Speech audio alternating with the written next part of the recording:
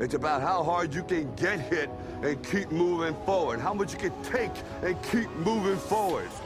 You want something, go get it. Period. You gotta keep moving, let's go. Don't quit until you got nothing left. This is where we have been, this is how we got here, this is who we are. Life moves pretty fast. You don't stop and look around once in a while, you could miss it. You're listening to the Hustle Indie Show, where we seek out some of Indy's most hustling people and places to learn about what they do, how they got started, and where they're going. Sit back and enjoy the show. Let's go. What is up, Hustle Indie Show listeners? I'm Brendan Helm. We are excited for episode 2 of season 2 of the Hustle Indie Show. Ian, how you doing today? Ian D. Felice is my name, and I am doing phenomenal, Brendan. Great. Today is a great day. We're recording this on a Friday. The episode we just recorded was phenomenal. I got some open houses this weekend, so some work to do, and just feeling positive and feeling great, man. Absolutely. How are you been? Absolutely. I'm great. I'm just loving to see the growth that we're seeing in our audience. Just the platform that we have kind of seen grow into what it is today. It's really encouraging to see interaction with all of the listeners, with the guests getting plugged in with new people, and just I love being able to highlight some amazing people in the Indianapolis area and share them with amazing people. So it's just been really encouraging, and I'm especially encouraged and excited to share today's episode with our two lovely guests. Yeah. So we had Addison, who was the founder of Keep Indy Indie, and his content creator, Vito. The conversation was awesome. I think you guys are really, really going to enjoy it. Just an interesting take on Indianapolis and how they've kind of helped, foster that small business mindset of Indianapolis and watch it grow and become so unique and to the Indianapolis we know today. Yeah, it was just a great conversation. Absolutely loved everything about it. We cannot wait for you guys to listen to this whole one, so look forward to it. Here we go. All right, so today we have with us two amazing guests, two people that we don't know a whole lot about, which is good for you guys because you'll be able to learn with us. I want to welcome Addison and Vito into the house. Welcome, guys. Welcome. Thank you. How are you guys doing today? Pretty good. So tell us a little bit about what you guys do and kind of how people know you, or how we even came to know you. Sure. Well, I guess my claim to fame around town would be Keep Indy Indie, and I started that in 2013, actually. Wow. So it started, I got the idea, I thought of the phrase, honestly, a long time ago, but I never, had any idea to do anything with it. But when I was living in Austin, Texas, after I graduated college, I graduated in 2012 from IU. And then after that, I was working at the University of Texas at Austin, doing research down there. I was studying behavioral medicine at the time. Oh, wow. And but I was really into music and all kinds of other, Austin was a perfect city for me because music is a huge thing there. Their slogan, I think, is the live music capital of the world. And they're all about supporting local and independent business, support their phrase, their unofficial. I'm probably confusing the two, but they have two phrases and two slogans. One is live music capital of the world, and then the other is keep Austin weird. And so I think keep Austin weird is probably their unofficial one, just because that sounds a little weird to be official. But so the keep Austin weird thing is a popular thing. You probably heard of it because that phrase has been taken. Other cities have adopted it, put their own spins on it, which you can see where I'm going with this. So Keep Austin Weird is about supporting local business and just keep Austin weird, support blah blah blah. And so I was like, Keep Indy Indie. Indianapolis needs something like that, and they have the perfect phrase for it. And I was like, gosh, I hope someone does something with that. So, I had no plans to move back to Indy. But life is weird, and I did end up back in Indy, and that was the first thing I did. I thought I was going to be back temporarily, and so I was just to my surprise, nobody had used that phrase. The domain was available. Nobody used the hashtag and all that. So I secured all that. I trademarked it. I started selling some shirts and stickers. Then I made an Instagram account, and Instagram was relatively new at the time, and it pretty much became, I think, definitely one of the most followed accounts in the city, within just a few months. And now I think it is definitely one of the most followed accounts, and definitely gets some of the most engagement.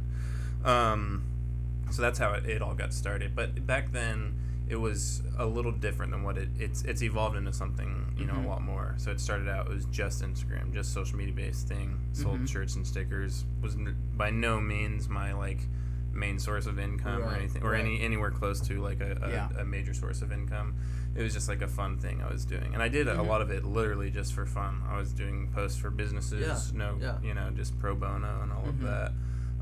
It got to the point where it got so many followers that it made sense to finally monetize it. And I had to figure out some ways on how I did that. And that's the opening, but it did end up, we'll get into it later, how I got into something a little bit bigger. So how did you, what were you doing before you came back to Indianapolis? When I was in Austin? Yeah. So when I was at IU, I created my own degree down there. Okay.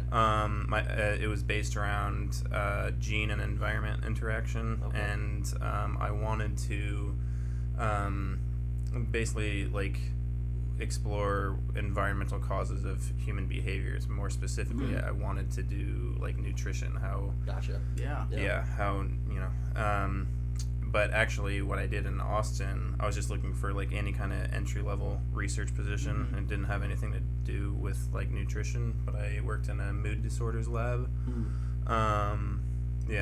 So that's what I was doing, and I was supposed to do it for 2 semesters, and then I was in transition to it. I thought I was going to be moving into somewhere else and like into the next semester, and so I had a bit of the summer free, and I came back home. Grandmother got sick, took care of her for a month, her last month, you know, I was taking care of her, and I just stuck around Indy. It's hard to remember that far back, but I just stuck around, and then I started Keep Indy Indie. And then one of the businesses that started using the hashtag was Indie Hostel, which is our one and only international hostel and the only one in the state. And I was, you know, a lot of people didn't know we had a hostel. I didn't either till just now. So they had an art show one night, and they, you know, posted about it, used the hashtag, and it was like 1 block away from where I was living with my friend, and I was like, "That we have a hostel a block away." So I went over that night and just, you know, I went to their little music and art show, introduced myself. It was really awesome. And then I told them, if you guys need any help, you know, I just moved back to Indy. I'm kind of looking for a place to live and work and all of that. And they called me a couple weeks later. Their managers had quit, and they had a position. And then I moved in there, and then I started this whole new life that had nothing to do with with what I studied. Totally different, Interesting. And that is kind of tragic, because it's as cool as Keep Indy Indie is and everything. I kind of lament that I never didn't, and I still haven't really done a lot with that. So I still have this dream of maybe when I grow up. I'm in my early 30s now, so it gets to be anyway. Very cool. Well, Vito, how did you come into the scene then? What's your role and what do you do? Yeah, my story's not as cool as his. He's younger though. He's got more time. He's way younger. So I moved to Indy about 2 years ago, and I pretty much just dropped out of college at that time, and I was in the content space, so I did a lot of videos, pictures, drone videos. My drone videos weren't as cool back then, but it was kind of the perfect fit because he was looking for content, and I was a content creator. So I started working with Addison, and it's been fun ever since. Really cool. Yeah. How long ago was that when you started? When was that? 2 years. Well, I think Probably a year and a half ago. Year and a half, 2 years. I think it's probably closer to 2 years now. Yeah. You're right. It was kind of. I mean, I haven't known him that long. Yeah, I should have mentioned Vito somewhere in my little intro, but no, he actually didn't come along until like much later. And it was weird because we became roommates before we decided why aren't we working together. Yeah. Like he, you know. No, it worked out perfectly. Yeah. Well, and where did you go to college? And which college did you go to? I was at Kokomo. Okay. And I was going for business. Gotcha. And I moved here, and I started going to IUPUI. Okay. And then I was just like, this really isn't for me. I was also kind of in the e-commerce space. Okay. I kind of did a lot of different things. And what got you into content creation? Funny enough, so I had a small business in college that I tried to start. It was wooden rings. So I would make these wooden rings and sell them on Facebook. Yep.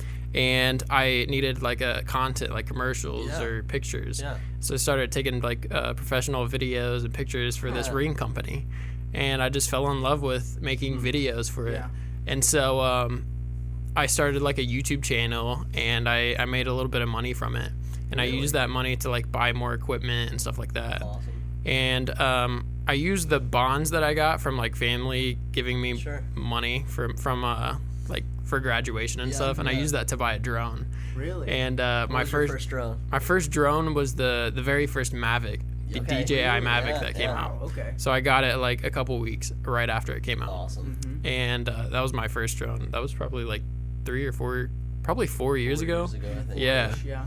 And ever since then, I've probably had like 5 drones because I've crashed like Yeah. Is it- 4 of them. Casey Neistat has a drone graveyard in his. Yeah, exactly. That's Yeah. pretty much what mine looks like. That's amazing. So, It's an expensive yeah. hobby, but I just started droning as well. And Oh, I really? Definitely. Oh, my within a goodness. few months- I'll show I you one crashed of mine his. Into the Broadway Canal. Funnily enough, there's a video of it, and it stayed, working Wow. even while it was submerged for Yeah, minutes. they're actually pretty. I don't know, weatherproof. Yeah. I need to Um, post that on Keep Indy Indie. You should. That'd be So funny. That'd be Yeah. hilarious. It's like a nice little video, and then Yeah, right into the water. in the water. Yeah. So when it comes to the Keep Indy Indie page specifically, what was like your goal starting out with it? Because you kind of mentioned, keeping, Austin weird. So what was your goal starting out, and how has that evolved to where it is at today? Yeah. So, I always wanted indie. I probably shouldn't say this; it's kind of harsh, but indie wasn't that cool back then. really Before the Yeah. Super Bowl, it was known as being kind of lame. Mm-hmm. And after 2012, there was a lot of money and a lot of movement, a lot of like inspiration to just make the city. We saw what it could be, I guess, with that event. And I don't know, that's the good like landmarker to like Gotcha. see when things started to turn around. Because when I first started Keep Indy Indie, my goal, to answer your question, was to support independent business. That's what makes a city cool if you think about it. Like, what's the fabric of a city that makes it unique and special, and it's independent business and artists and things like that. So I mean, that's what it was, what the purpose was for. And so Awesome. So like where you're at today, how do you feel like Keep Indy Indie does that? So what does Keep Indy Indie do for those businesses? Yeah. So, it's funny, when I first started Keep Indy Indie, 2013, a lot of the independent businesses that you can name off the top of your head were not around that year. Okay. Yeah. They all came within a few years Interesting. after that. Yeah. So, I mean, when I first started, it was the perfect time to do it. It's almost like it was meant to happen that year. Right. And, not to get all like spiritual about it, but it was kind of funny when it happened, because when people were laughing at me when I first started, like, oh, Indy's so indie, you know, and we're known for like not having a lot of independent businesses, Right. and then people aren't laughing now because we do have this great, community of independent businesses.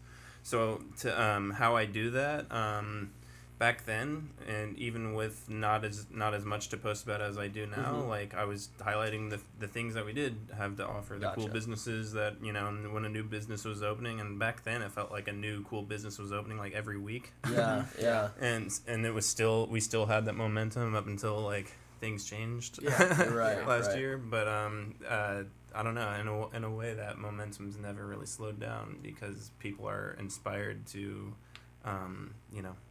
be more creative and to have more, to pursue their entrepreneurial ideas. So I basically did it by, just same way I'm doing it now, highlighting the cool stuff around the city, doing it with photography. I was just doing, I never crossed my mind to like do photography or anything, but I just out of necessity, I needed it because it's Instagram.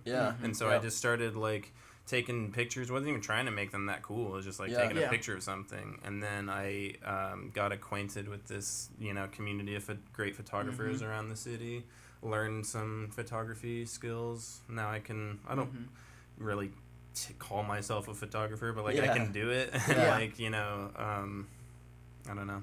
That's how I do it. Yeah, cool. Mainly through visual creation. And now, we can do a lot more. Droning was not an option in 2013. It was like, I don't even know if I saw any drone shots back then. now it's like becoming another one of those things. Like even I picked it up. Yep. I bought a drone last year. He does a lot more of the advanced kind of like acrobatic and like whatever you call it. I don't know. FPV. Whatever these Zoomers FPV, call it. I don't know. I'm in our dynamic. I'm the boomer. Yep. Yeah. So Yeah. Visual content. How do you feel like the drone has? Because that's kind of something that our office has done as well, is kind of incorporated drone into some of our shots, and he's been using a drone for a long time. There's a lot of just being able to just see the city from a different point of view. Really catches people's eye, because they're like, oh wow, my city's actually kind of beautiful. Yeah. And all the different angles and all the different things. There was a video, I don't know if you did it, but it was on the circle flying through the lights. Anything that's impressive. That was You with that FPV show. Yeah. Oh, Pretty man. much any FPV video of downtown That was Indianapolis nuts. is of me. That is really cool. How do you actually end up, like, how does that work for people that don't understand what FPV is or drone is? Man, you should So- have brought your headgear. I know, I should have. So I basically wear these goggles, Okay. and FPV stands for first person view, and it's just another. It's pretty different from like the standard drone. Yeah. Obviously you can tell from just seeing it.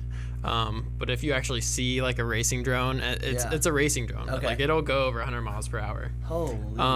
But I also have a miniature drone that has like prop guards on it. Yes. Yeah. It's also an FPV drone, but it is it's called a squirt. Okay. And it's basically meant for flying around people or indoors. Gotcha. And I got it because I was like, hey, maybe I can use this for real estate. Yeah.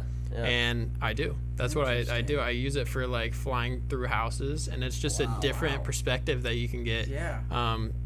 Other than your standard like, run of the gun like It's amazing. camera. Like, yeah. I've never seen anything like it. It And seems it's- like I'd be so scared of be knocking over vases and things like this. So are you in like a like with the goggles? You're seeing what the drone sees. Yeah, so I have my goggles on and my controller, and I'm like, the hardest part about doing that is trying to figure out where to stand in the house, because you have to like hide yourself, Right. and to be able to have signal. And so I'm like usually hiding in a closet or something, and people have no clue when they're watching the video, and I'm just like sitting in the little closet. But yeah, it's really fun. How big was the learning curve for FPV from your original drones? Yeah. I haven't never touched it, but looking at it, it just seems a little intimidating to learn. Yeah. I'll tell you, because I know I would crash it within 5 seconds. Yeah, It takes a lot of skill. like if you were a beginner and you picked up the drone, you would crash it instantly. Because it doesn't, so you have to, like, it's not just going to go up and stay there. You've got to control There's everything. no right? GPS, no sensors, nothing on this. So before I even flew it, I have a little simulator that I had to use before I even flew it. And I used the simulator for like 2 days straight. Wow. Before I even flew it. Yeah. Wow. And when I did fly it, it was a little intimidating, like you said, and it was hard. But I got used to it, and I would practice for hours every day. Gotcha. And yeah. So I I started. I will tell you, like, he picked it up really quickly. Yeah, like, I thought it was compared gonna take a long time to get used to. Yeah. Talk But about the Facebook group and all the people that didn't believe you that. so I posted my first drone FPV video, and I did a thing over the Regent's Tower, like where I dived down it. Okay. And I posted the video in this group where I bought the drone. And I was like, hey, yeah, this is my first video. The group was like not 4 really of sure. these kinds of drone operators. And there were so many comments and like likes and stuff. There was a lot of Everyone would hatred. BS. This is not your first run. There's no way. And if it is, like, we're gonna be hearing about your name soon. That's awesome. And actually, I was in the New York City Drone Film Festival this year. way. Really? Yeah, I didn't win, but I was That's nominated. Still impressive, I mean, you were nonetheless. like right up there with Yeah. the most well-known people in the world. Yeah, so Wow. Johnny FPV is one of the Yes, biggest names. Yeah, Absolutely. So one of my videos went up against his. His didn't even win. It was something like this random video. I'll show you guys later, but it's just it was. That's Tell them crazy. about what it was. The IMS. yeah. I'd say you gave him a run for. Oh yeah, the IMS money or the IMS video. Gotcha. So we did we contact them? We were like, hey, can we do a drone? I think we started the conversation, then we had a meeting, and they were like, I don't know. Yeah, I remember better, we I'm went sure. there and we were like, hey, we have this idea of like doing a FPV drone video there, and so this was one of my bigger like things that I had going on, and so I didn't really know how to do it myself. And so I contacted Nurk FPV. I don't know if you've heard of him. I've heard of him, yeah. So he won the 2018 drone racing thing. Okay. Wow. And he lives here in Indianapolis. But he's always traveling and stuff, so he doesn't do a ton of videos here. But I was like, hey, bro, I need some help on this video. Like, can you come help me shoot this? Because it was my first time. I've never been on a big set like this. It wasn't like a huge set, but like it was a big deal. Yeah. And so he came and helped me out, and it was a really fun time. That's awesome. That's awesome. I want to get back to kind of more like the business side of Keep Indy Indie for a second. So is that your main job right now? Do you have any other side jobs that you do, or is that like kind of your sole focus? It's like, it's up there, but I do a lot of things. Okay. Maybe Keep Indy Indie is the single thing that would, but I do some other things that, probably are just as significant as what I do with Keep Indy Indie. Gotcha. But it all comes, like, you have to brand yourself these days, and so I can get work doing content creation and stuff like for businesses that aren't even, like, I'm limited to indie with Keep Indy Indie, but I'm not just as my personal brand, and so yeah, I've done a few things throughout the years. I've never really worked for anybody because that's not what I can't anymore. I just can't do it. So when I was working at the hostel, I never even, back then, I wasn't even interested in traveling, which is weird. I was just kind of, involved, focused on my own, like, personal interests and all of that. Music and my studies and all of that. And then I finally started meeting people from all around the world every day at the hostel, and they are coming there and they want to know what's unique to Indianapolis. They want to go out and do, they're trying to experience the city, and they don't want to go to, things that they can find in any other city. Right. So I'm like, I'm in the perfect position as a Keep Indy Indie guy to be like, well, here's the cool stuff, that we have to offer. And so then that actually got me really interested in traveling. Because, like, I want to see the world now, because the world was coming to me, and I'm like, there's so much out there, obviously. And then I got this position managing a super big hostel in Southern California in 2017. And I actually left Indy for a bit, for a year, and did that. We're out in Southern California. Diego. Oh, down in San Diego? I stayed in a hostel down in San Diego not too long ago. I don't remember which one it was. It was right by the cliffs, right by the Sunset Cliffs. Okay, yeah. It wasn't one I was at. Okay. We were in the Gaslamp, which is the downtown area. It wasn't the beach area. But I think there's quite a few. But you stayed in a good one, I'm sure.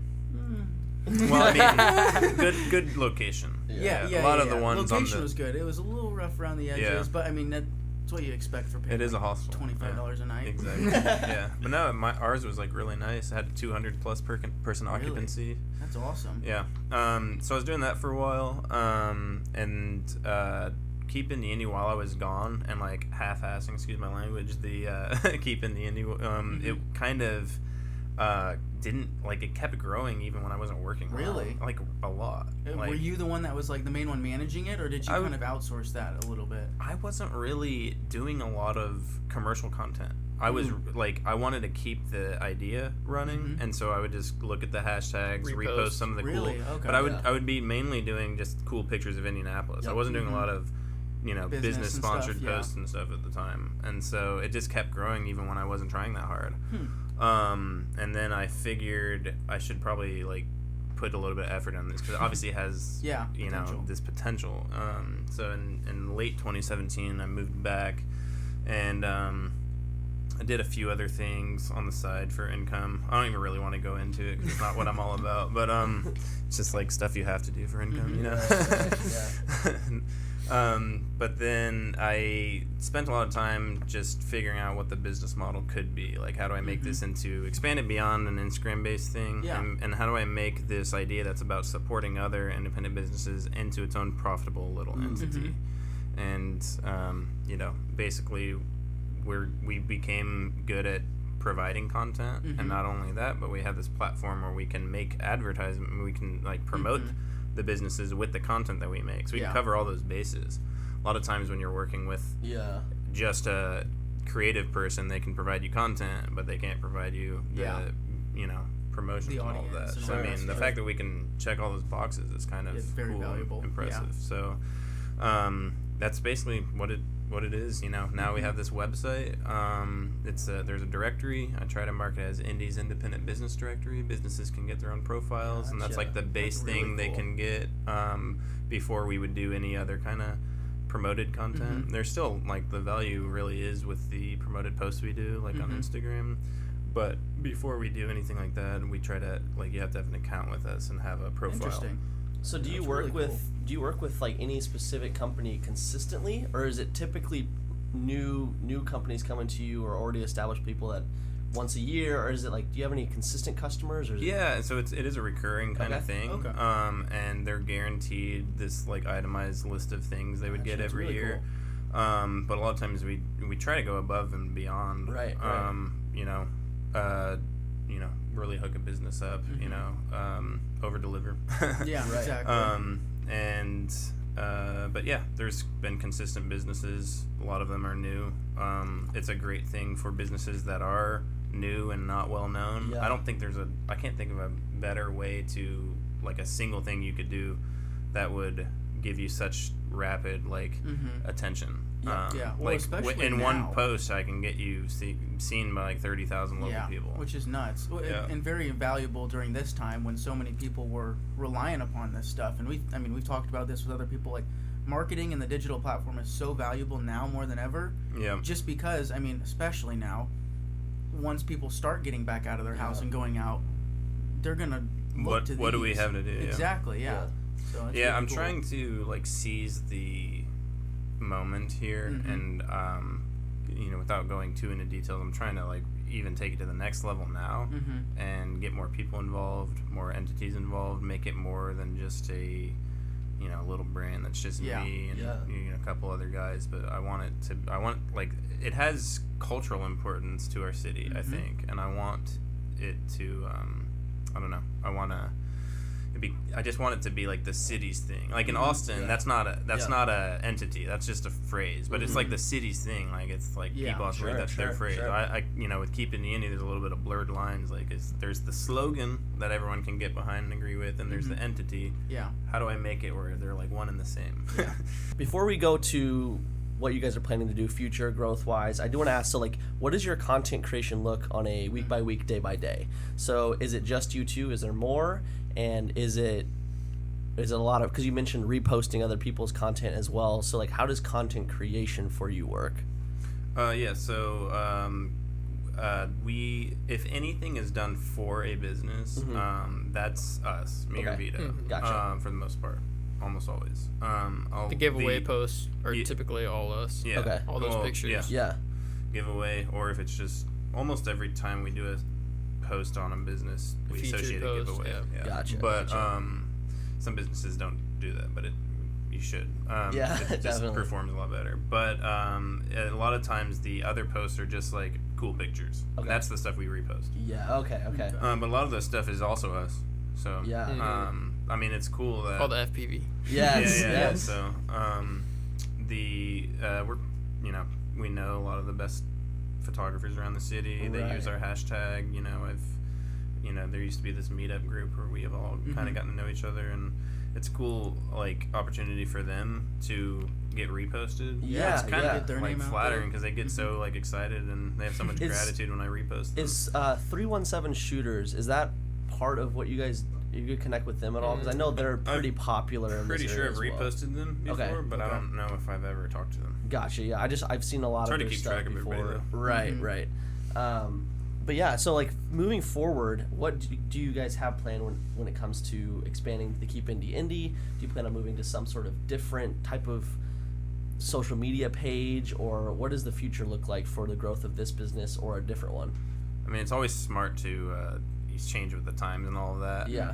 But I'm not. I don't know. I'm not a Zoomer. I couldn't I tried to do TikTok and I just I can't. I don't even have the app on my phone. anymore. Actually, so I posted one of my videos Yes, I on feel there, like those the do pretty FPV well. videos. Yeah. And I put it to one of the popular TikTok songs. I was like, maybe if this this He would knows be how to pretty do cool. And it hit 1 million views the other day. I was imagine like, there's what? not a lot of that on that platform. Yeah, there's not. And if they are, they're just like random videos with just like prop noise, no songs or anything like that. He also posts his like twerking dance videos. On Yeah, those are on the private. Different kind. Yeah, different. But yeah, no, I think TikTok. If you learn how to use it in a way that is attractive to like Zoomers, like the younger generation, then they will pay attention to your business. Gotcha. But you just have to figure out what content to post that will attract them to that. Right. So that's the hard part for businesses like this or older businesses. Yeah, one of the main reasons that I decided to expand beyond Instagram is because that does happen. Social media platforms come and go, and so I want it to be a timeless thing. I don't want what happened to MySpace to happen to my brand. And with Keep Indy Indie, in a lot of ways, the name sells itself. It'll always have some kind of it'll always be profitable in some way, but like the following is not guaranteed forever unless we figure out how to I don't know, so we'll see. But I'm not to answer your question, like I agree that I should be doing that, but I've not been very effectively doing that. Like with TikTok as a perfect example. You've established the website and the platform that's kind of that outside of Instagram. It sounds like you do kind of have a foundation built at least moving forward, which is good. That was the purpose of when I made the website a few years ago. Just to always have something, that base, that foundational thing.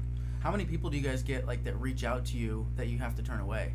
That's actually a great question. That happens fairly often, and it sucks. For me and them, because like to deny money, and a lot of times it's good money. A lot of times they have a lot more money. They're willing to spend, and I'm just like, it's called Keep Indy Indie. I can't work with you if you're a national chain. Oh, but did you mean something else? Because no, I'm actually curious about that as well. Yeah, the main people that we might turn down is someone that just doesn't fit the brand.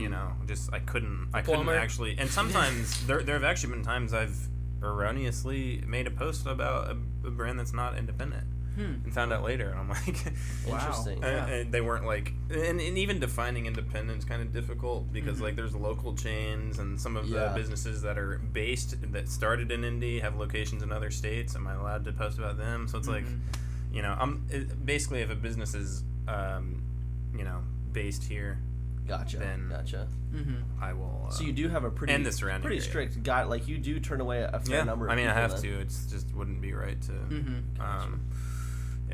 So if there are businesses that are local or people that are interested in getting a hold of you guys to either utilize your services or learn more about you guys, what is the best way for them to get a hold of you? Is that through Instagram, probably your website? Email. DM probably the best. Literally just better than email sometimes. It's the best way for a form of communication. Gotcha. Cool. And what was the website name? KeepIndyIndie.com. KeepIndyIndie.com. Perfect. Very cool. And then, do you guys have plugs that you want to plug, like your personal pages or anything like that would be good for people to direct towards? I'm actually kind of low key, but I don't. I have a branded like AddisonRay.photos. Okay. Is how it's just my photography account that I rarely use, but I've gotten some business just like as a individual. And then I post a lot of my drone videos on my personal page if you want to follow that. Vito Pulverenti, VITO PULVERENTI. It's a long. Cool. Super long Italian name. Well, he's thinking about buying just at Vito, which I asked the guy on Instagram and he was like 5,000. I was like, damn. That's a lot. Yeah, but it's also like could be worth it if I personal brand like my whole thing. So expansion. Yeah. Do that. By the way, my name is Addison Ray, which is there's most a famous girl somewhere. TikToker. TikTok. Yeah. That's what it is. Okay. So that's kind of worked against my brand. I was like, I came first, like way before, and I think I have better dance moves. But I get a lot of friend requests from her fans like all the time. I had to make my personal Instagram like private. Wow. And I get them all the time. I get people trying to hack into my email. I assume it's her fans, because it never happened before, and now it happens on a daily basis. I have to say no. I don't authorize this. Login. And, gosh, Fun stuff. Gotta love it. Well, thank you guys so much for coming on. It was awesome to learn about you guys and what you guys are doing with Keep Indy Indie. We really appreciate it. Yeah, it's awesome. And what you guys do in Indianapolis, you're helping the small businesses. That's what we're all about. So we really do appreciate what you guys are doing. It's awesome. Yep, it was great. It was a pleasure. Thank you all for listening. Thank you for tuning in to another episode of the Hustle Indie Show. Look forward to seeing you in the next one.